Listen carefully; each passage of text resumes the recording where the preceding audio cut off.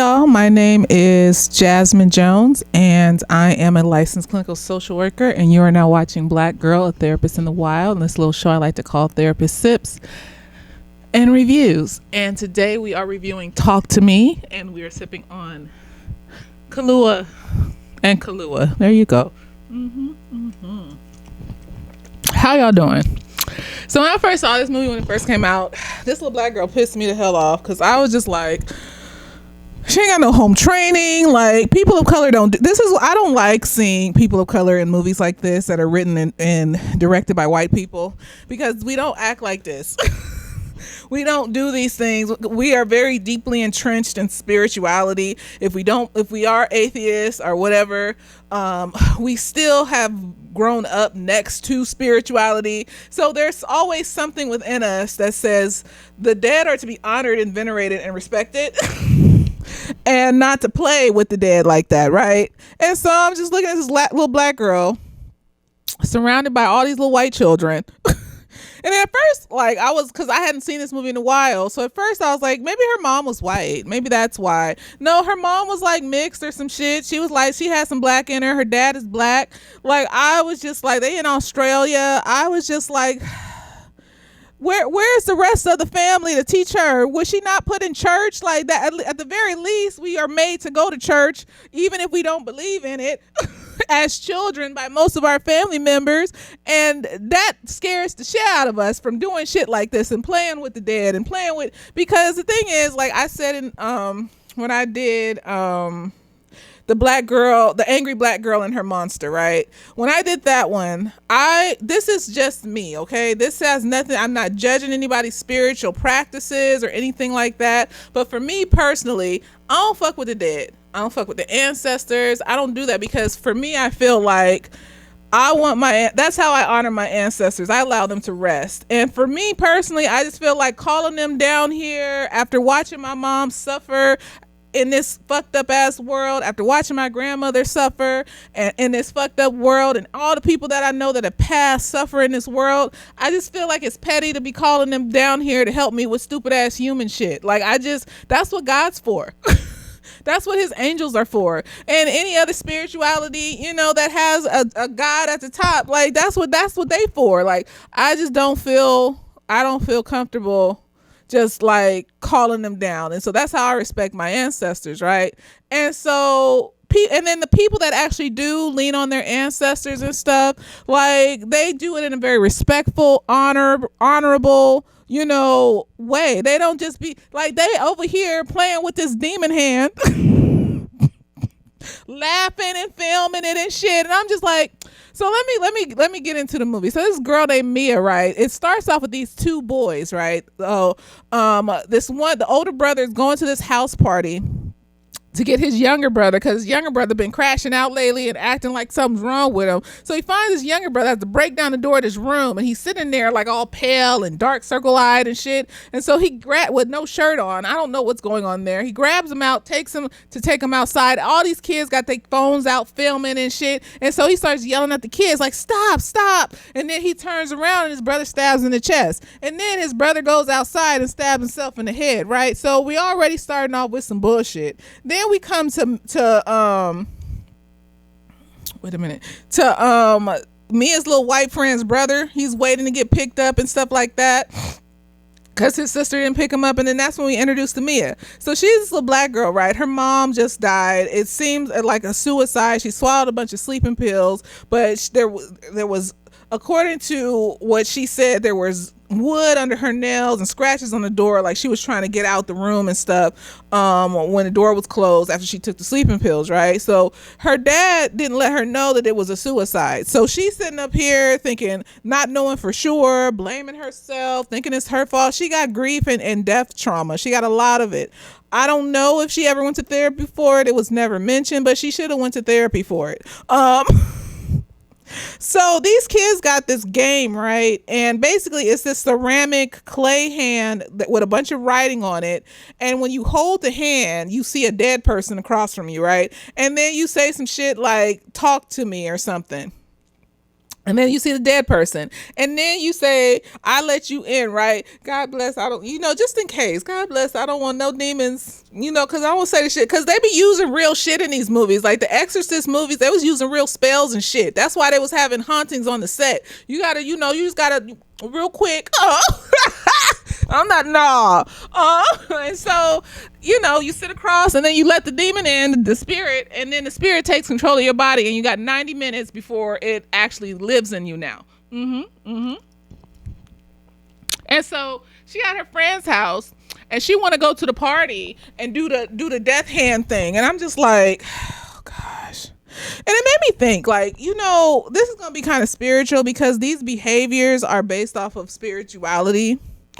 And it is mental health, because when you are so focused on these spiritual things that it's causing you to have like behaviors that are toxic and things like that, then we got to mention spirituality and shit. Like, I don't know what to tell you. If you got religious traumas or church traumas, I apologize for being triggering to you, and you don't have to watch this. It's okay, but I got to bring in the Bible and shit. It made me really sit and think about stuff like from the Bible. Like, if y'all have been in church or grew up in church, like, like the 7 deadly sins, right? Let me see. The 7 deadly sins, right? So it's like pride, greed, lust, envy, gluttony, wrath, sloth. Okay. And so I watched this TikTok video like a few days ago, and dude on there was talking about how basically the 7 deadly sins it isn't like a one and you're done, or you do it sometimes and you fucked up occasionally. No, I really believe, and I believe what he was saying in the video, that the 7 deadly sins are addictions. So you're so earthly bound that you're no heavenly good. Just like they say you're so heavenly good that you're not earthly bound, or you're so heavenly bound that you're no earthly good. You're so focused on being prideful that now you're arrogant and conceited and mean and stuff like that. You're so greedy and covetous that you're putting money first all the time, and you're hurting yourself and other people. These are addictions.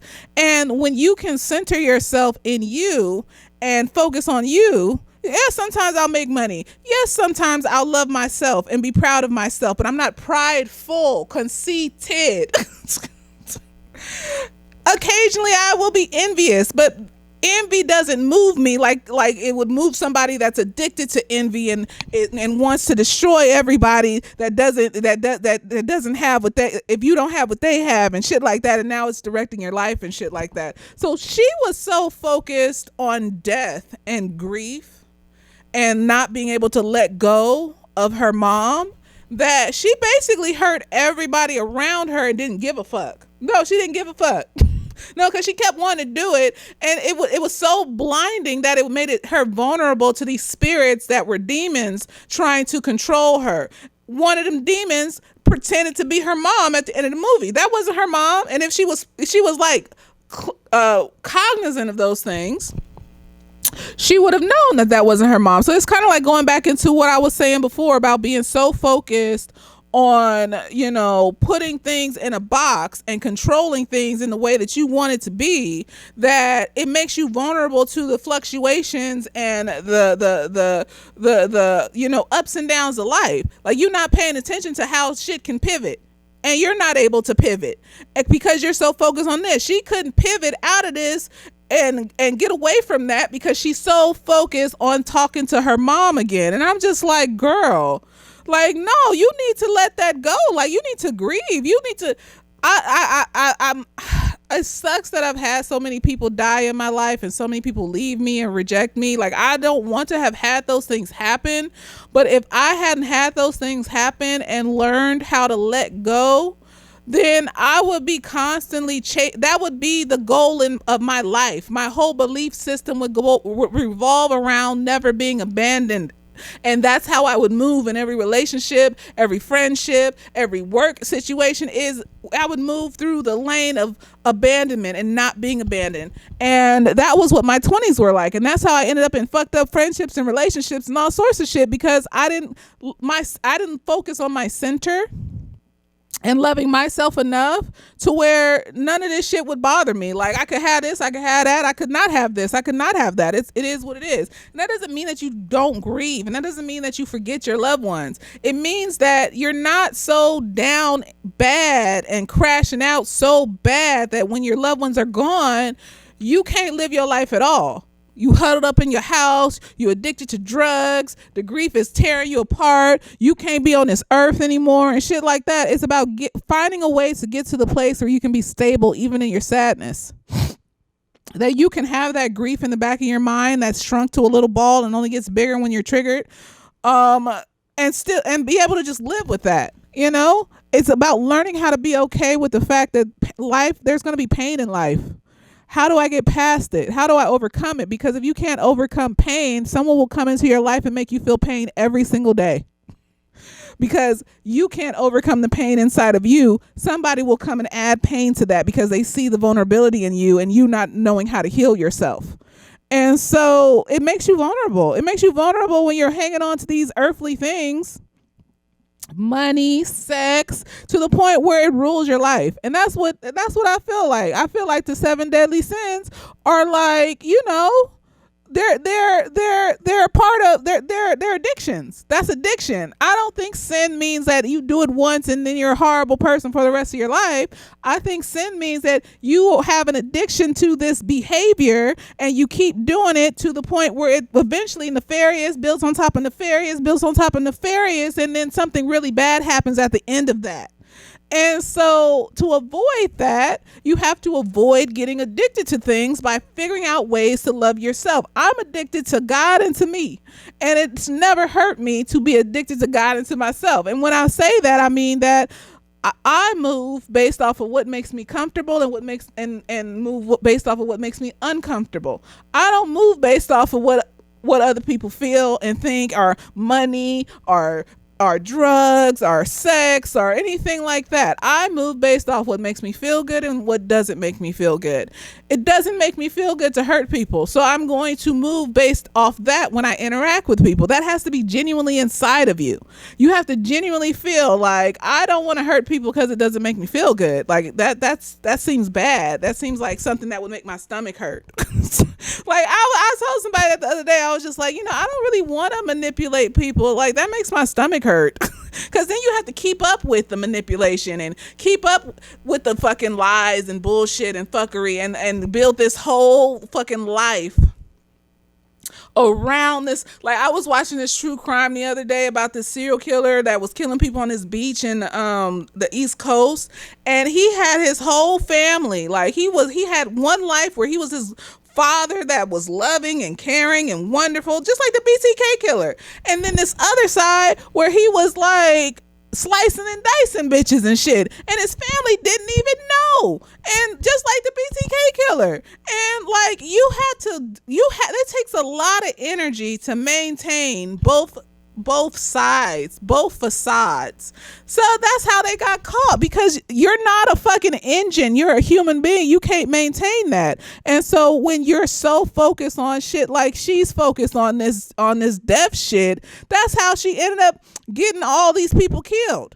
Ended up killing her own dad and all this other shit. So she goes and she holds the hand and she like talks to the spirit, enters her, and the spirit is talking, and she looks at the little brother of her friend and starts saying that there's a ghost behind you and he wants to split you in half, and he's gonna get you, and all this other shit, scaring this little boy, right? And then the first thing she says when they take the hand off of her is that, oh, it was awesome. So I guess it gives you a euphoria feeling too. And she was like, I felt like I was in the passenger seat and the ghost was in control. Why would you want to feel that? Why would you want? And I understand it, because sometimes we don't want to feel in control of ourselves. We want to be someone else, or we want to feel something else. We want to numb the pain inside. So this was her numbing agent, was letting the demon be in your body and numb you from the pain that you feel, from the grief that you feel. And pain, it feels insurmountable when you're in it. But I promise you, if you do the work to overcome the pain over time, it may take a long time. you will get to the other end of it. And the other end doesn't look like you're never going to be in pain again, because pain is what's going to remind you to never do these things again. When you're an addict, the pain of remembering withdrawals and how your life was and how everything was bad will start to trump the euphoria of the drug. And that is what starts to push you to get better and stay better. Now you living in a regular house. Now you holding a regular relationship. You went to therapy to work on the negative thoughts that you wanted to cover up with the drugs. You did the things that you were supposed to do to overcome this. So now when you look at your life now, and then you get that urge occasionally, that you deal with that urge by reminding yourself of the pain that you went through when you were going through that stuff. And like I always say, not everybody is strong-minded enough to overcome the pain. That doesn't mean that they couldn't overcome the pain if they tried hard enough. It just means that it was too exhausting and too overwhelming and they tapped the fuck out. That doesn't mean that they couldn't have tapped out, though, and that it couldn't have been over eventually if they kept working at it. And it also doesn't mean that your mental health issues are going to go away. It just means that you're going to be able to deal with them better when they come along, and the shame of it all that makes it even worse and makes the intrusive thought worse are going to be gone. So now it's just like, oh, I'm having a bipolar episode. I need to rest, and I need to have somebody come and watch me to make sure I'm okay. And it's like that instead of, I'm having a bipolar episode, I'm a piece of shit, I'm a horrible person, and it just makes, you're prolonging the pain with the shame. So like I said, not everybody is going to be able to overcome the pain just because they tap out. It's too exhausting.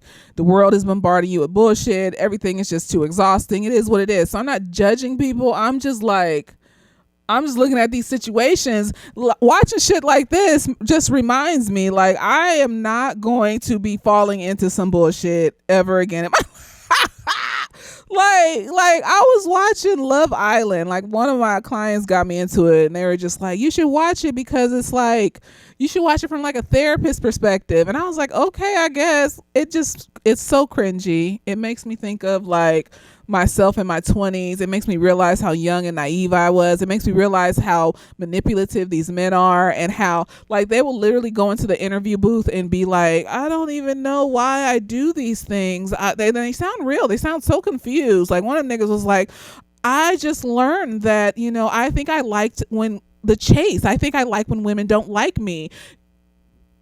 So that. And since you know that that's wrong, you would think that, oh, okay, I'm going to fix this. I'm going to work through this. But no, instead you go back out there into the group, and you keep doing the same thing and playing these bitches against each other, and they don't like themselves, so they think this is okay. And I'm just like, this was my 20s. I was those bitches. I was putting men on pedestals, and I lived my whole life based on whether or not I could get a nigga. And it took up so much of my time that I couldn't pour into myself and into my hobbies, into my skincare and into my health and into the things that I pour into myself now. I didn't have time to do that then, because I was focused on, how do I get a nigga? How do I keep a nigga? That was all that preoccupied my mind. Literally going to school, just going through the motions of going to college just because I was supposed to, but the main goal was to get a nigga. So you're putting things outside of yourself on this high ass pedestal above you even. And that's all you're focused on. And that's all this girl is focused on, is that her mom died and she needs to talk to her again at the expense of everyone around her. So they come to her friend's house. So she wants to do this again, right? Her friend has this boyfriend. They dated. They call each other boyfriend, girlfriend, because they had this little moment a couple years ago when they were younger, 14, 13 or some shit. And they held hands, and that was it, right? And then, but he ended up with her friend, and so it should be over. But low key, I think she did have a crush on him. She dreaming about kissing him. She putting her head on his leg when he's sleeping next to her. She just got some shit going on, girl. And so he wants to hold the hand. So they decide to go to her friend's house where her little brother is, and he gonna hold the hand. So he holds the hand, the ghost goes inside of him, and then they start having fun for the rest of the night, just trying it over and over and over again. And then the little brother wants to hold the hand, and the sister's telling him no. And I feel like this girl is crossing boundaries with this little brother. Like the first night she holds the hand and the little brother's freaked out.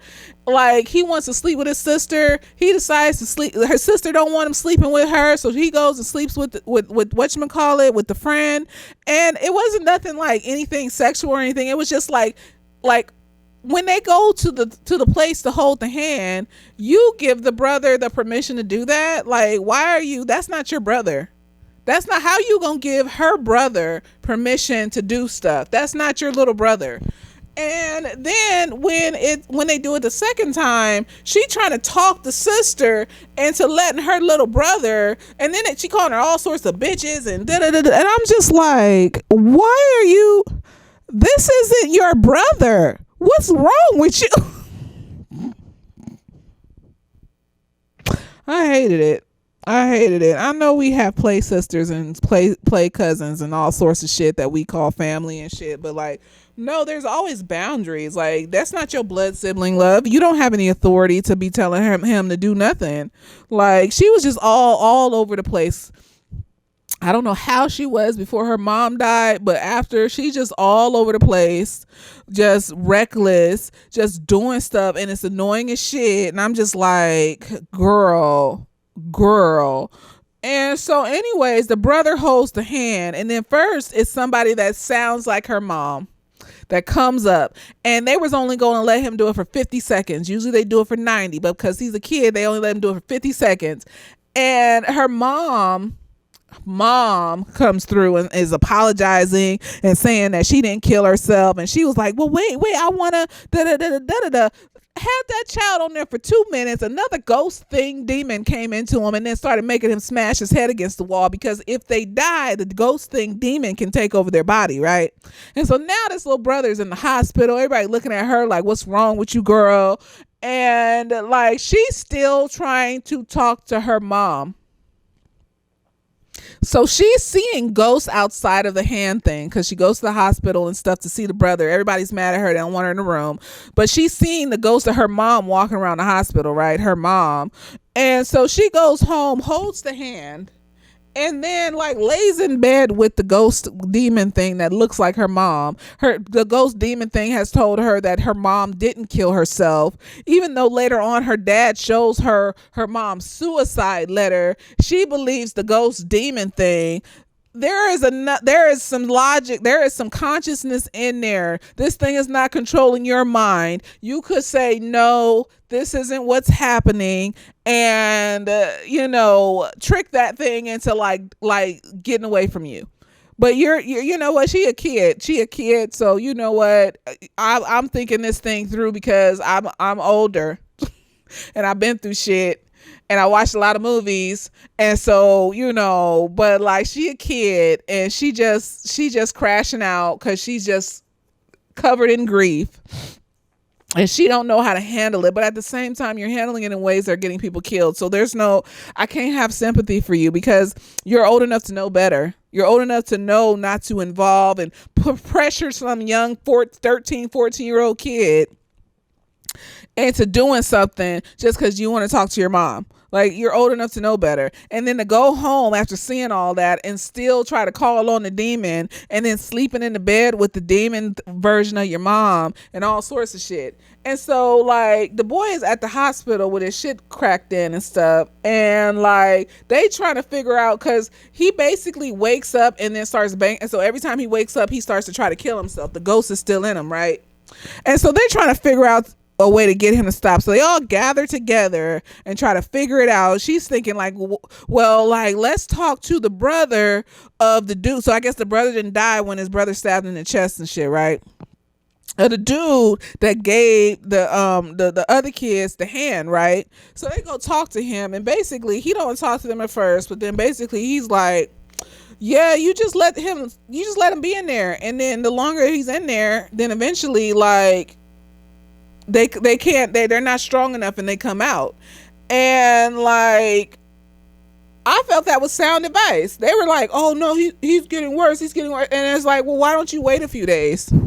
Why don't you wait a few days to see? But he's older, he's grown, so of course he's more stable and mature than these kids. And so she decides, she keeps making these decisions, and they called her out on it too. They were like, you told him to hold the hand, we didn't tell him to hold the hand, you the one instigating all this shit. And so she decides, well, what if we go make him hold the hand again, and then we can go see, and then we didn't blow the candle out the last time, and so if we light the candle and blow it out, the ghost will come out of him. And I'm just like, girl, the brother just said that if you let them be in there long enough, they'll come out because they're not strong enough. Why don't you give it a few days before you do all of that? But anyways, they go and they do it. It doesn't do anything. So she holds the hand because she gonna ask the ghost where the brother is, right? So she holds the hand. This little girl comes, right? And she asked the little girl, like, where's the brother? Where's Riley? And the little girl basically has her come into her. And like, it's like this hellscape. The little boy's being tortured by these demons and stuff like that. And all this bad shit is happening. And I'm just like, at this point, after seeing the end of the movie, was that even real? Like, these things lie? These things lie. They give you visions. Was it even real?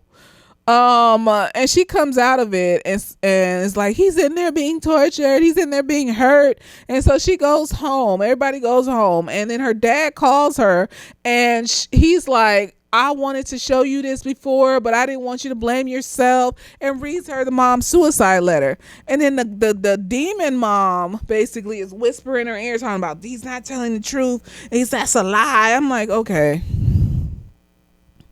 why would your dad lie to you about something like that, love? Why would he make up some shit? Why would he go and write a letter so you're gonna believe this demon thing that kind of sort of looks like your mom? I'm just, okay, she's traumatized, and she's just doing whatever and crashing out and stuff. She's a reckless one. So basically she goes into her room.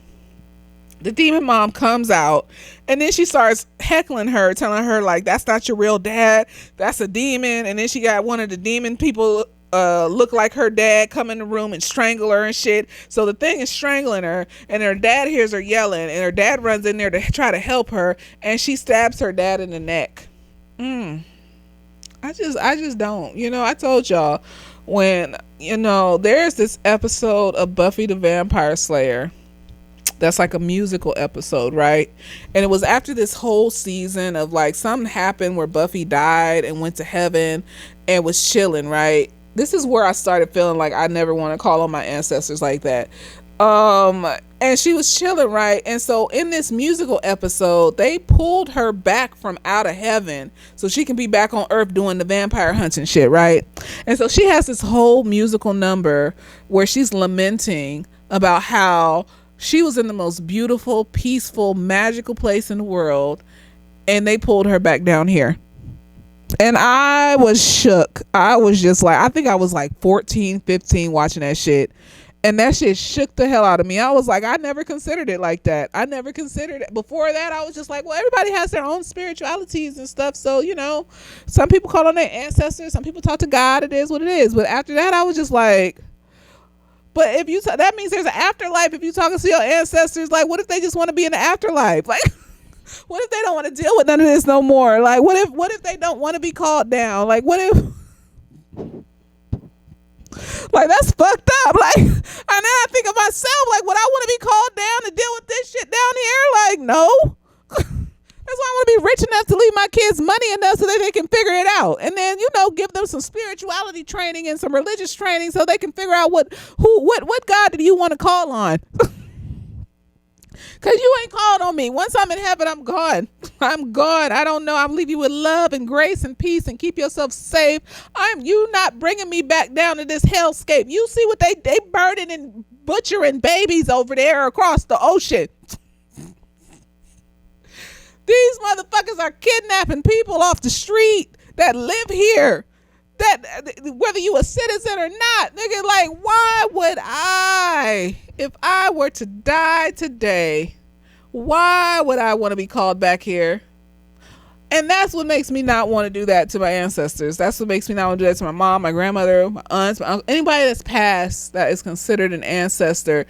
like especially the ones from slavery. Like why would I call them people back down here to deal with the shit that they had to deal with when they was, girl, I'm not doing that. That's not for me. But for the ones that do, they do it respectfully. They do it, they honor them. They give them like gifts and shit. Like, this is not like a game where we filming shit and laughing and shit when the ghosts come down and all this other stupid shit. Like, these kids didn't know what the fuck they were doing. And I was hated to see that it was people of color. Like the Islander dude and her, that was the only two people I saw that was people of color and black people and shit.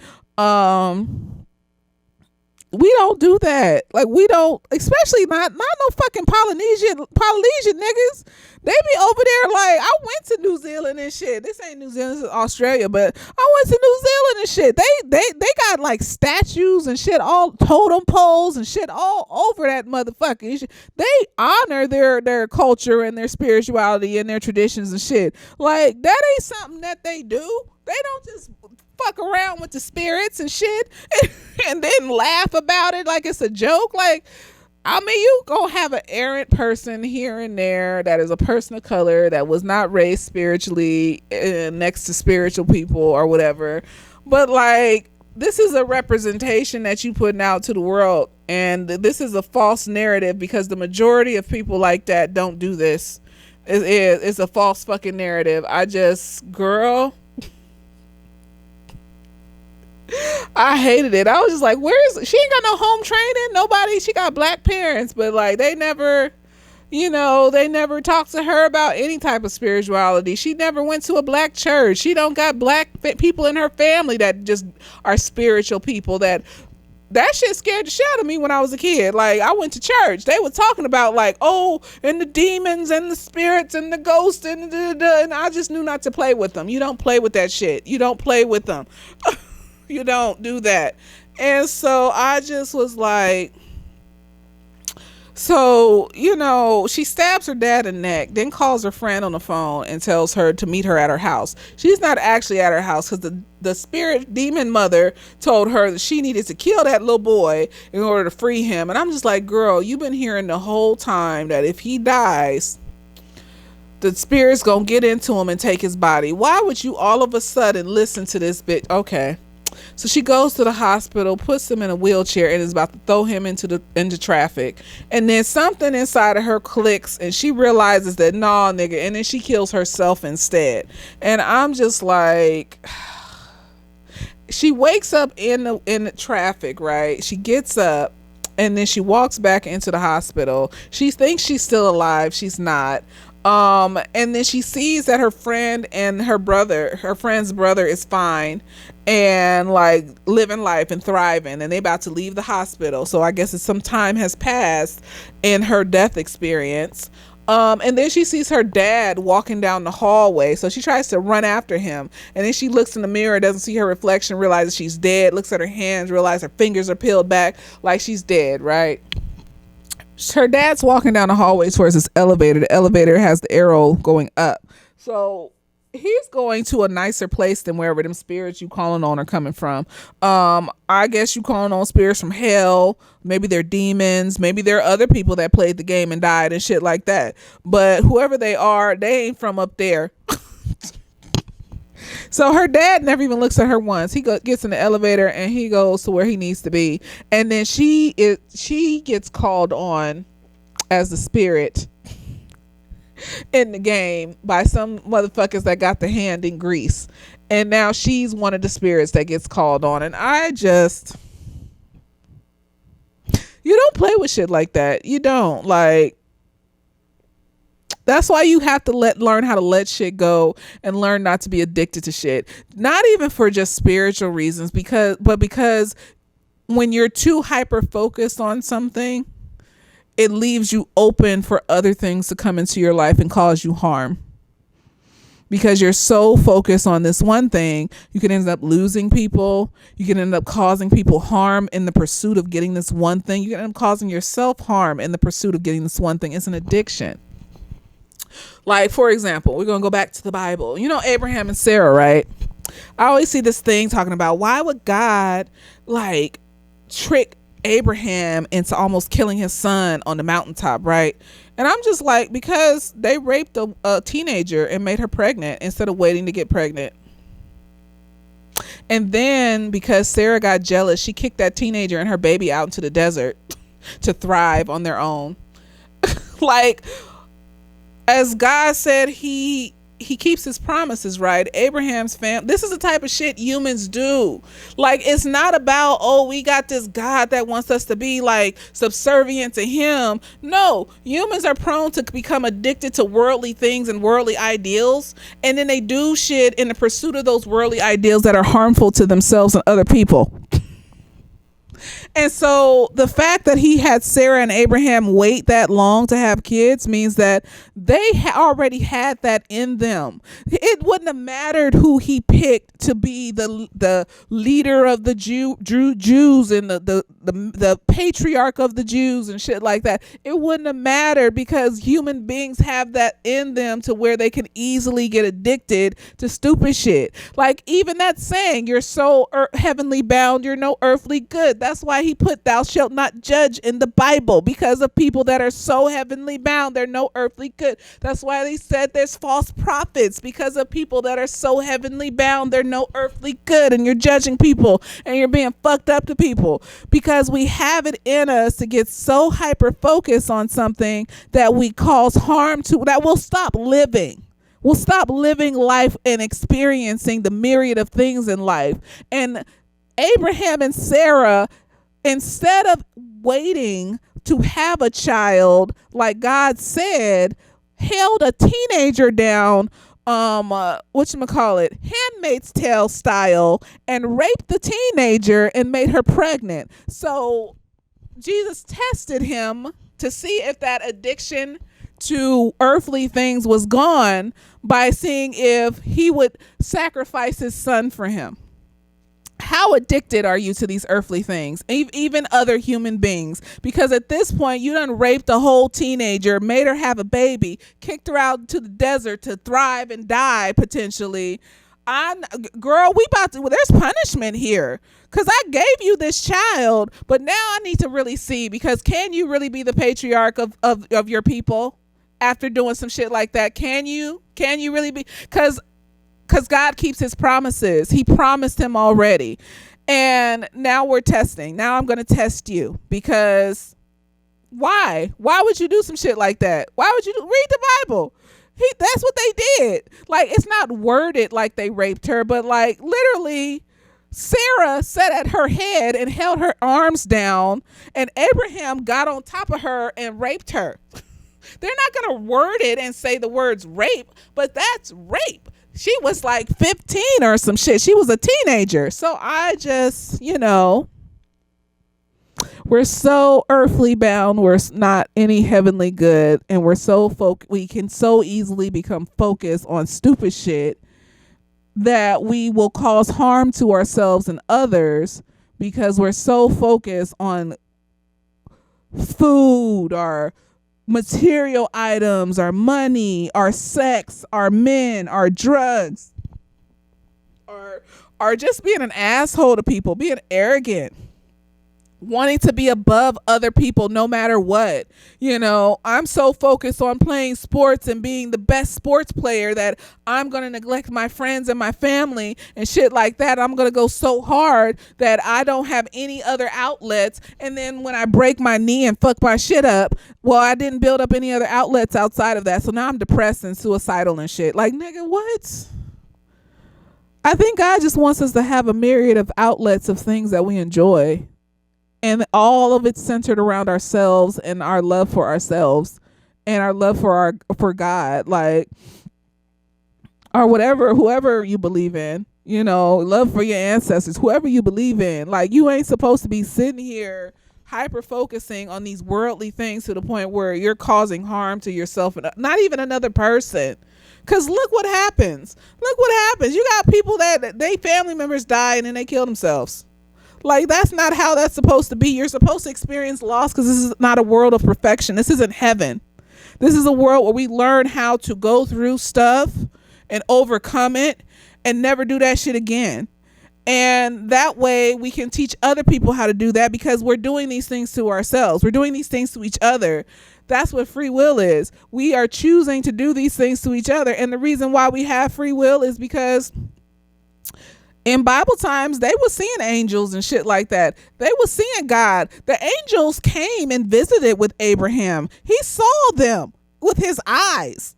And they still, right after the angels came and visited with him, they still held a teenager down and raped her because they wanted that baby. And yeah, it was mostly Sarah that wanted the baby, but that nigga still raped that little girl. So you know what? And I'm sure there's similar stories in other religions. Like, look at Greek mythology. Zeus out here like raping and pillaging motherfuckers and shit like that. Like, that's why I don't feel like a lot of this stuff, like what is this? Like, what is like there's stuff in these like religions that you have to kind of take as like, maybe this applies to real life. Maybe this applies to real life in some ways. And maybe I need to look deeper into this shit, because this shit right here, nigga, you out here fucking with the dead people and shit, and they got powers that you don't have, and you think it's funny. Like, I don't, you know, it ain't for me. Like, it's not for me. And so that's why I focus so hard on trying to maintain and readjust my emotions and be active in loving myself and showing up for myself every day and doing hobbies that make me feel good and surrounding myself by people that show up for themselves every day. And, you know, like, trying not to judge people, trying not to make myself feel like I need to be above people and arrogant and fucked up to people. Like, because that doesn't lead to good places. It may take a while, but eventually it's going to catch up to you. It will, because I've seen it so many times. Whether you're high up on a mountaintop or you down at the bottom, you're going to fall eventually. The ones at the mountaintop, just like Epstein, they just have a further way to fall. That's all. It just builds up and builds up, just like Diddy. And now look, now his whole world is crashing down because you were so focused on, that's a sex addiction. I don't care what you're talking about. You were so focused on sex and subservience and having people worship you that you left yourself vulnerable to the fact that these people aren't robots, love, and they will eventually turn on you. You didn't think they would, because you thought fear was enough to keep them in line. They're not robots. Fear is going to build resentment, and now you got an army of people like resenting you because you hurt them, and you're not clocking it because you're so focused on that one, your pleasure, your own pleasure. That's all you're focused on. And it leaves you vulnerable. It leaves you so fucking vulnerable, and nobody sees the ways that they are leaving themselves vulnerable because you just so focused on like these worldly pleasures and shit that you not even considering like anything else that makes you feel good or makes you feel happy. Like, you not considering yourself or showing up for yourself or showing up for the people that care about you. You're not opening all the doors to possibilities of love and self-love and being loved by other people. You just focus on drugs or sex or money or whatever the fuck, or the person that you love the most dying, and now you feel like you can't live your life, you can't work through this, you can't let go. And some of us can't. Some of us, like I said, they ain't got the mindset to do shit like that. But like, I don't want to be like that. Like, I don't want to be, because it feels like control. It feels like I'm being controlled by this thing outside of me. That's what addiction is. You're being controlled by this thing outside of you and this need for this thing outside of you. All of it comes from within. Everything that you need comes from within. You don't need to be like feeding so much into stuff. Like, I'll have a drink once a week for this thing. I don't need to have any more alcohol throughout the week. Like, I'm chilling. Like, this is enough. Like, sex is cool, but it's not gonna ruin me. Like, it's cool, but it's like, it's an experience and it ends. Like, I've never liked temporary shit. I've only liked shit that lasts forever. And so like, I had to realize that the only thing that lasts forever is me. I'm going to have my soul before I'm born, after I'm born, and after I die, I'm going to last forever. God is the only thing that lasts forever. So I try to focus on the actual factual things that are supposed to last forever, rather than focusing on things that don't last forever. Your physical relationships with people down here are not supposed to last forever, because you're supposed to be focused on you and how you interact with other people and how you can love on other people and how they can love on you. But it all centers back into you and your want and need to love others and love yourself. And this is like, it just feels to me like this is the test to show how much can I love myself? How much can I show up for myself? How much can I surround myself by people that show up for me in the same way I show up for myself? Because if I can do that, nothing can knock me over. Nothing can faze me. You can take everything I have today, right now. I'm still going to love me, and I'm still going to pick myself up and figure it the fuck out. And like, I think of the chapter Job and how it just seems so fucked up that God took everything from him like that. I still don't understand why that happened, but I could take it more so as a parable than as a reality and be like, if I lost everything today, could I be like Job and still go on?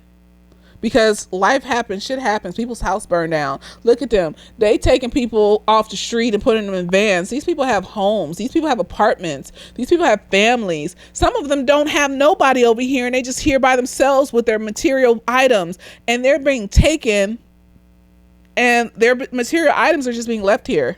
Their apartments, their stuff, and they have to start all over in a different country that they may have, not been to in years. Or never been to, and they have to basically start all the way over because they were just taken, and they have to figure it out and still learn how to survive. And because humans do that to each other, humans do that. Humans create these situations where everybody loses everything and you have to figure it out.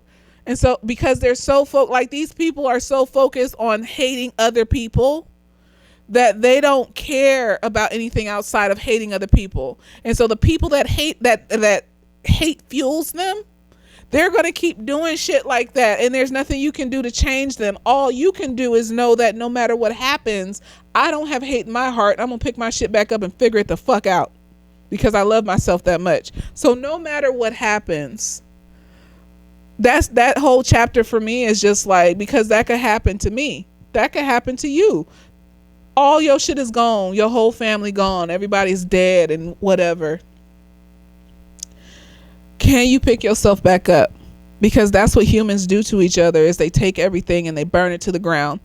Can them people in Gaza, everything is gone, but you still see them posting them videos and figuring it out and learning from it and loving on each other, loving their spirituality and loving life as much as they possibly can in the situation that they're in. Like, I know people that are impoverished, and I always say it don't matter if you're impoverished, that you have love.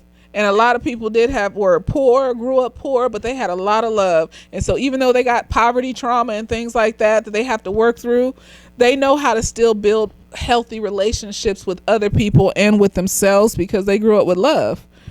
Like, that's all you need is love, because love is going to motivate you to get up and figure it out. And she didn't love herself enough after her mom died to get up and figure it out. And she didn't love herself, and she thought that the only love that was for her in the world was the love that came from her mom. She idolized her mom. That's what it means to idolize. You think that the only love, the only care that you have in the world comes from this thing or this person outside of you, to the point that you forget that no, that comes from in you. That comes from in you. Because in order to accept the love that you're getting, you have to love yourself. Because if you don't love yourself, you're not going to be able to accept the love you're getting. You're going to question it. You're going to test it. You're going to walk away from it. You're not going to believe that these people actually love you. Not really, not truly. But as a child who hasn't fully formed an idea of self-love, she still was hanging on to her mom as the pillar of love, and she couldn't get that love like from nobody else. Nobody else could give her that love except for her mom, and she felt lost and she felt alone because only her mom could give her that love. That's why you can't be holding on to people like that, because it has to come from within, or they'll drag you down into death with them when they die, and you gonna go with them.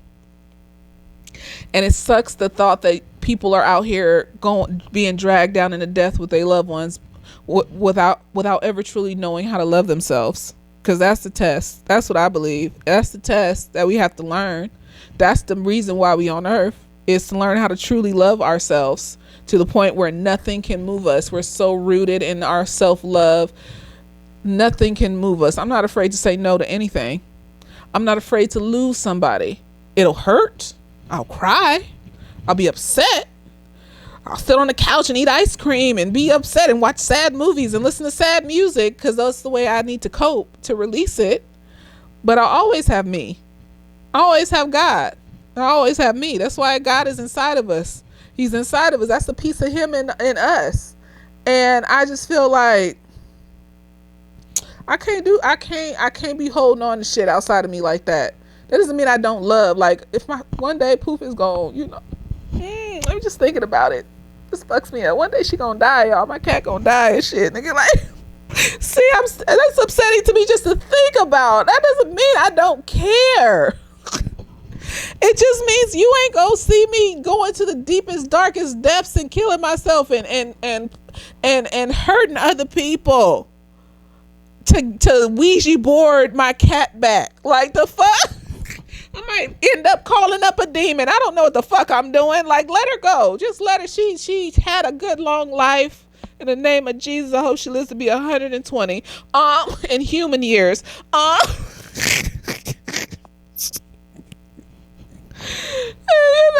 Like, I don't mean it's not gonna bother. It bothers me now just thinking about it. But I think it's just healthy to know that I'm gonna hurt. I'm gonna cry. I'm gonna thrash and scream and yell.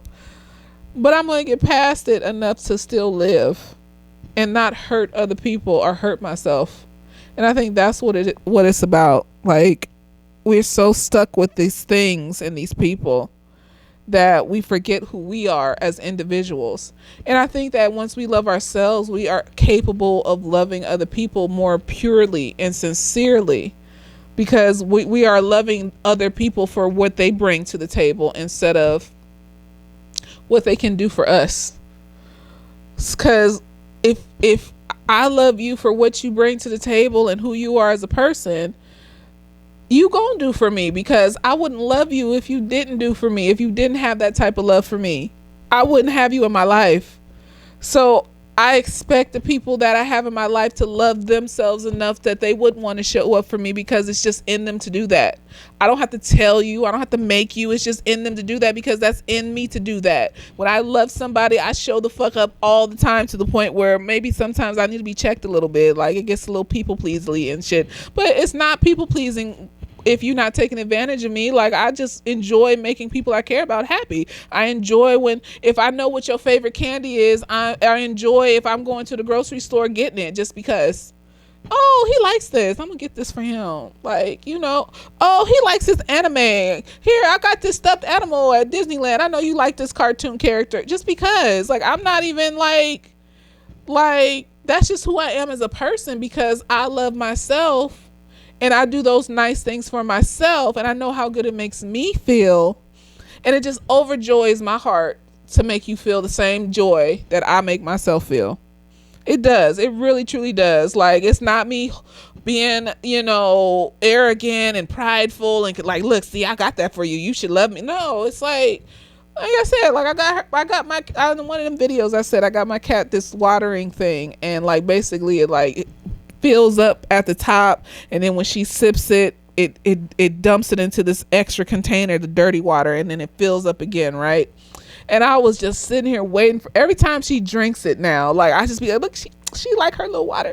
Yeah, she do. Every time I buy her a toy and she plays with it the first time, I'll be like, oh, she like that little toy. And then I just want to see her play with it. Like, I want to see her happily play with this thing, and I just be like, oh, look at her, she's so happy. That just makes me happy.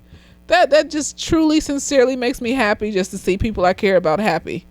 And if I was able to provide that happiness, that's great. But if they're just happy, like I love sitting and listening to somebody talk about their hobbies. Like I love that like neurodivergent folks like to info dump. I will sit and listen to you info dump. I was sitting and watching this video of this girl on Instagram, and she's like autistic, and her special interest was bugs. And she just be making these videos about these bugs. And I swear I watched at least 5 of them videos because she was just so happy and excited to talk about it. And she was talking all fast and shit. And then I learned, because I like to learn too. And I learned some shit. And apparently there's only one bug in the world that has actual blue coloring. I forgot what it's called. But like there's only one bug. Everything else with blue coloring is like reflections and shit. And like, you know, it's not actual blue coloring. And I was just like, look at that. I learned some shit. She knows she talking about these bugs and shit. I love it. And like I don't think people, and the thing is, I don't think people are prepared, like men especially are prepared for my type of love, because they don't believe it. They don't believe that they could be loved that much. It has to be a reason. I have to want something from them. I have to be about to manipulate them. This is, and then they take advantage of it, and then they want to test me and keep testing me and manipulating me to see if I will crumble. And then when I don't crumble and I just leave, I don't know what they be thinking. Maybe they think, oh, see, I knew she was gonna leave, or what? I don't fucking know. You did that shit to yourself, nigga. You pushed me away. Oh, you talking about? I'm a genuine fucking person. You pushed me away. So this is not about living in extremes and being conceited and only focusing on, this is about, no, I love myself enough that I want to share my love, and I want to surround myself with people who love themselves enough that they want to share their love. And we don't have to be manipulating each other. And it's weird, especially living in Southern California, because like you got a lot of people out here that are just so like mistrustful of folks. Like literally, like I will be around people and I will just like, you know, they'll ask me about like some pictures that I took or something, and I want to show them my Instagram or whatever, and they'll be looking at me like I'm trying to get friends on my Instagram. I only got like 365 followers on my Instagram. I just wanted to show you some pictures that I took. If you don't want to see them, that's fine. I'm not out here trying to get followers. It's not that serious. Like this is just like literally my Instagram is like a scrapbook for me. Like this is for me to remember who the fuck I am. Like literally when I feel sad, I will scroll through all, like I got 5,000 pictures on there of me just doing random shit. And I will scroll through, I've scrolled through all 5,000 of them pictures before when I was sad, just to remind myself who the fuck I am. I'll become fixated on that motherfucker. I'll be like, this is who, bitch, you're beautiful. You go on adventures. You're like Indiana Jones. You climb up mountains and shit, bitch. You can't nobody say shit to you. And by the time I get to the last picture, my first picture I ever took on that motherfucker, I'll be like, yup. Yes, I am that bitch. You know what? Fuck these niggas. They're just scared. They don't believe it, or they're just scared because they're intimidated. And I can't help you with that, love. You gotta go therapy for that. Ain't none of my motherfucking business. So no, this little girl on this show got killed her dad. Almost got her friend's little brother killed. Like, you wild and reckless because you so focused on one thing that you don't give a fuck about nobody else or how it affects other people. And I don't like that. I don't like people like that. They're dangerous. They're just like that girl said when she was coming back to the hospital, and her mom told her that Mia was in the room with her brother, and she was like, "You gotta go get her. She's dangerous." Yep. Because when you so focused on one thing outside of you, or multiple things outside of you, to the point where you can't see yourself, or you don't love yourself, and you can't see how you interacting with other people and how it's affecting the world and shit like that, you're dangerous, because you don't give a fuck anymore. No, I'm not dealing with that. And that doesn't mean that, like, when I have kids, I wouldn't love my kids and stuff like that. Like, when I have a husband, I wouldn't love my husband. It just means that I'm not going to put myself in a situation where it's the end of the world if I lose people. I'm not going to put myself in a situation where I can't function for years after I lose people. Like rock bottom, I mean. Like, yeah, it's gonna hurt. Like, it's been 2 years. She's still grieving. It is what it is. But rock bottom, she's still at rock bottom after 2 years, to the point where she putting people in danger and shit because she's so hyper focused. I'm not gonna be so hyper focused that I'm gonna be at rock bottom for years after losing somebody, and that I can't function and barely do nothing. Cause I've been there, almost lost my job because of it. Like, I'm not gonna do that. I'm gonna actively do the work that I need to do to grieve and work through the loss, the experience of loss, and get past it. I think that's what scares people too, because they know that if they cross me and I tell them that they crossed me and they don't fix it, that I'm just gonna leave. And I think people think that it's just over some little shit. No, it's not over little shit. I don't leave because of little shit. I've hung around for years with people, dealing with them emotionally abusing me with the hope that they'll change. No, it has to be some betrayal shit, some abusive shit, some like neglectful shit. You sitting up here like got depression and like, you know, you be isolating for a couple days and shit. Communicate. Let me know. Go to therapy. Let me know that you're going to therapy and working through these things. You have to actively be working on these things, just like I'm actively working on things. Like, no, because people are going to watch this and be like thinking, go to the extremes and be like, well, people can't be around you. They can't make mistakes and shit. No, that's not what I said. I didn't say people can't make mistakes. I make mistakes my whole apartment is a fucking mess now because I've been depressed for 2 months. I have no energy to clean it. I have absolutely no energy to clean it. Eventually, especially when the sun actually comes out and shines all day instead of just in the afternoon, I'll probably start to build that energy to clean it. But like, that's just the way shit is for right now. It's a work in progress, but it's not something that, you know, if I had a friend that had the same issue, I would judge them for, because I had that issue. It is what it is. I'm talking about shit that actively you're doing things actively to hurt me. That's what I'm talking. That's the shit that I'm leaving over. You are doing shit you're actively doing shit to cause me harm, whether emotionally, physically, or whatever. I'm leaving. And so, and I don't care.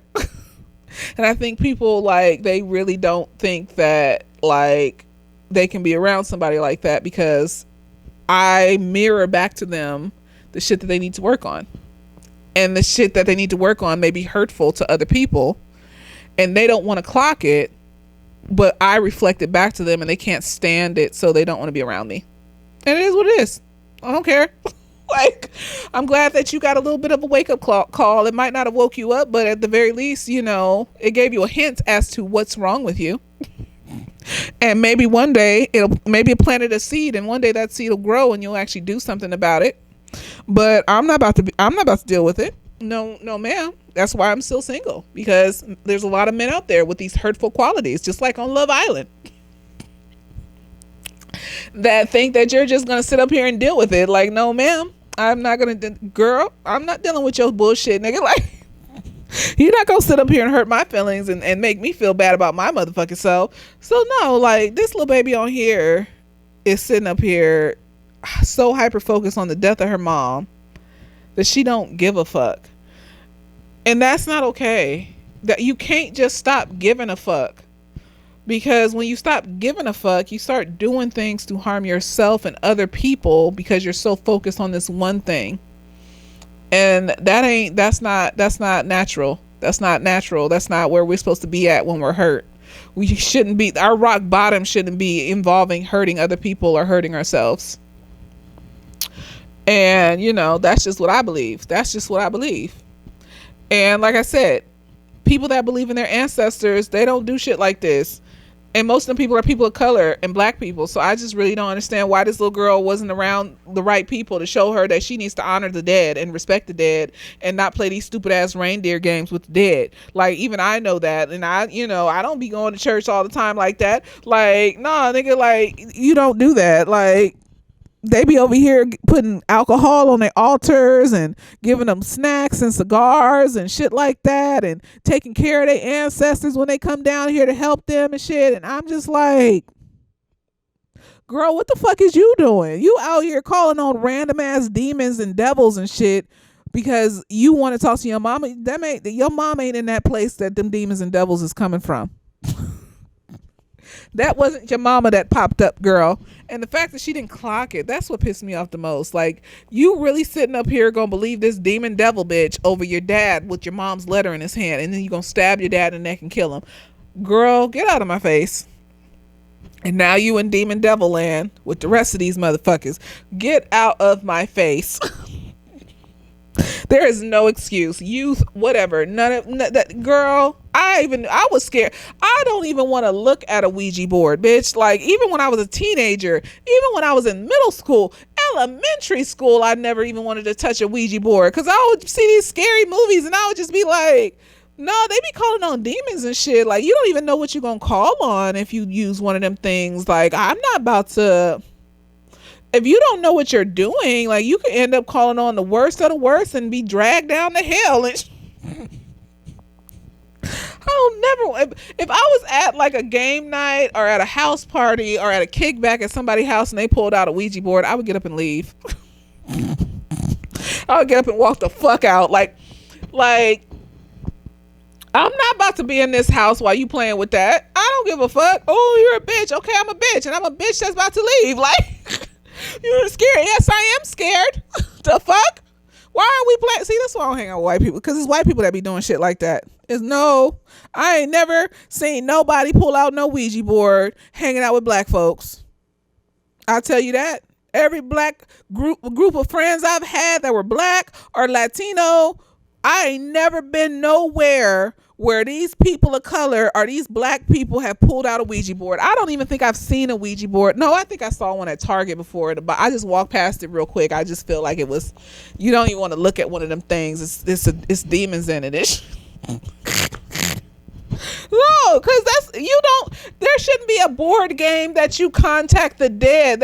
Contacting the dead is not a game. That's why when the people that do it in an honorable, they're professionals. They do it in an honorable, respectable way. They got YouTube videos about people contacting their ancestors, and they be talking about how they do it. And they be talking about how, like, you have to be specific about the things that you do and make sure you close this and cleanse that and do this. And I'm just like, no, like, y'all niggas don't know what you're doing. There should not be a board game where you contact the dead that anybody could just use. That's not okay. That's how you pull up a demon and shit that's gonna eat your face off, or some ancestor that was, especially these white people doing it, some ancestor that was like a slave master and a sociopath and shit. Nigga, like, you got me fucked up.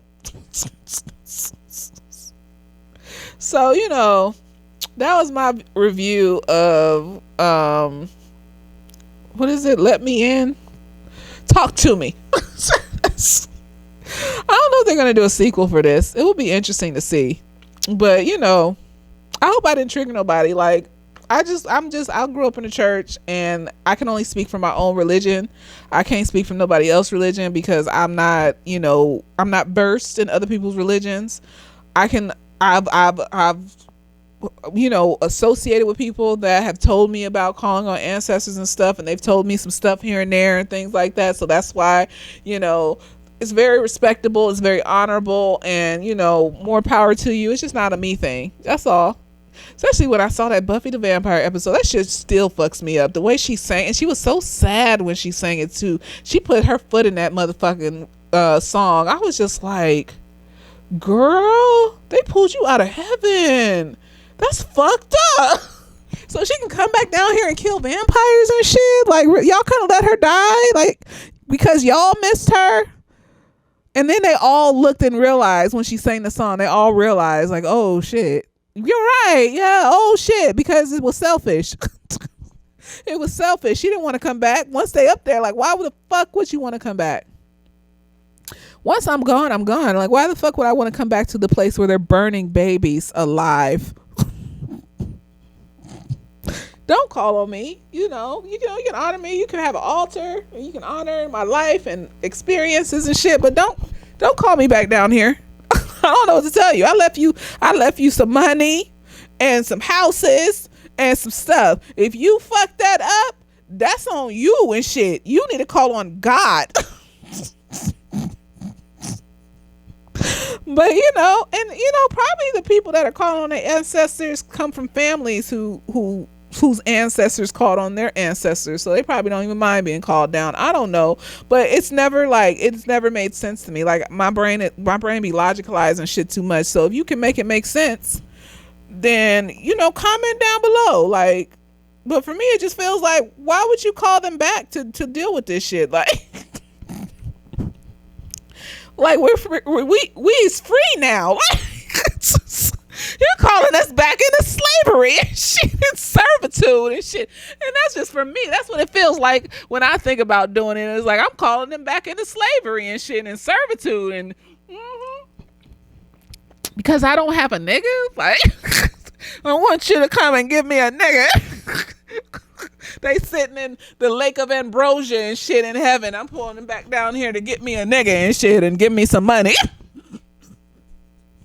I'll just, God can do that. That's what he's there for. That's what God's there for. He can give me the money and the nigga and all the other stuff in the name of Jesus. Y'all just chill in the lake of ambrosia and whatever the fuck peaceness is on the other side. That's all I want for my ancestors, because it was hard down here. It's hard down here for a pimp nigga. Like, just you stay up there, because I don't even think I have the capacity to see a ghost. Like, I know, how they say, like, your brain isn't capable of seeing certain things, and if you see certain things, like, because your brain isn't used to seeing that thing, because it's like metaphysical or some shit, like you could pass out or some shit, or you wouldn't be able to comprehend it or whatever. It's like the biblical angels and how they got all them. Like, if I saw a biblical angel in front of me and shit, I'd be praying to God. Like, I'd be telling him, like, God, I'm not ready to see no shit like don't show me no shit like that. I don't want to see dead people. I don't want to see the many-eyed angel and shit. Like, no. Don't show me that shit, Lord. I don't know what you want me to say. I don't have it in me to see no shit. My brain wouldn't be able to comprehend it. I might have a stroke or some shit. So I wouldn't even be able to comprehend, like, seeing no ghost or no dead person or no shit like that. Like, I couldn't do it. Like, I just be up there, just, happy and free and whatever, streets paved with gold and whatever the fuck else the Bible said. Just be free. Just be free from this evil ass place in the name of Jesus. This place is evil. And once I'm free, it's going to be magical too. Shit, I'm not ready to be free yet though. I don't want to die. But one day it's going to happen. And I just want to be free. So yeah. That was my review of Talk to Me. I don't know what I want to do yet. Next, I saw remember that movie Philadelphia with Tom Hanks and Denzel Washington? I saw that on Prime, and I was thinking about watching that and doing that, because that was like about like the AIDS epidemic and how they didn't care about them people or wasn't trying to help them people. But I don't know if I want to be that sad. And then I saw Beloved. No, like, nigga, that movie's funny. I don't care. Like, I remember going to the movie theaters with my mom and my grandmother. I didn't even know it was a book. This was their Harry Potter and shit. I didn't even know. I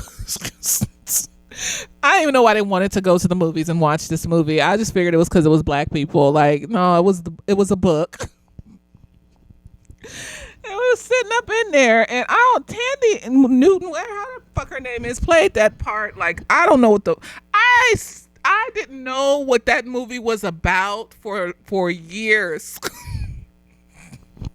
I want you to touch me on the inside place. I didn't know that Tandy Newton, whatever her name was, it was supposed to be like her daughter that she killed that came back. Because she didn't want the slave owners to take her kids, so she killed her kids, and then Tandy Newton's supposed to be the daughter that she killed, but she came back as a grown-ass woman, and then her husband fucked her. I think one of them books that you just can't make into a movie. Like, I just remember them being disappointed. I remember my grandmother and my mom being highly disappointed. I remember just sitting there watching it like, what the fuck is this? When she was walking around pregnant, then she was naked, and she was talking with it on her tongue and shit. And I was just like, what's going on? I think I was all of like 10, 11, 12. I don't know. And I literally didn't know what the fuck was going on or why we was watching this movie. Shit. I want to do Beloved, y'all. that shit is funny to me. I'm gonna watch it again because I haven't seen it since I saw it in the movie theater with my mom and my grandmother. I might do Beloved. Yeah, why not? I need to see it with fresh eyes because I literally had no idea what the fuck was going on in that movie when I was a kid. And from the snippets that I've heard over the years, apparently, like, she kills her kids because she doesn't want the slave masters to get them. And then the kid comes back as Tandy Newton, grown, and then Mr. fucks her, and then she gets pregnant, and she walking around trying to rub up on him, talking about, I don't want you to touch me on the inside. I always said, once I get a nigga, that's how I'm gonna ask for sex. I'm gonna be like, I don't want you to touch me on the inside place. And scream my name. I don't care. That shit was hilarious. I mean, it overshadowed all of the other, cinematographies and color gradings and, plot. It overshadowed everything. That shit was fucking hilarious. Even her killing her kids. I didn't know what was going on there because I was 10, 11, 12. All I remember, like clear as day, was Tandy Newton standing in the doorway of that cottage naked with a big old pregnant belly, a hairy vagina, her long ass hair, with her arms stretched out like this, screaming. And every time I think of that movie, that is the only scene that I see in my head. So you know what? Maybe I'll do Beloved. I want to laugh. I mean, it's not supposed to be a funny movie, but literally as soon as she came on the screen, I just didn't remember the rest of it. Like, I was like, what the fuck is going? Why is she walking around? Like, why is she naked?